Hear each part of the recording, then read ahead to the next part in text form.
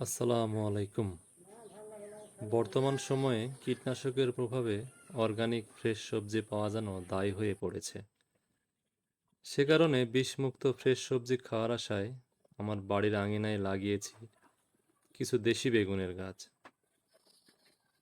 আমি আমার বেগুন গাছে কোনো কীটনাশক প্রয়োগ করি না। প্রিয় বন্ধুরা, আসলে ইচ্ছা থাকলেই উপায় বের হয়।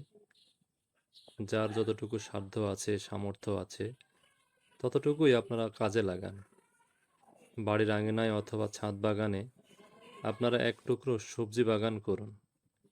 তবে আমরা কীটনাশক মুক্ত ফ্রেশ সবজি খেতে পারবো এবং রোগমুক্ত থাকতে পারবো। স্বাস্থ্যকে আগে প্রায়োরিটি দিন। ভালো থাকুন।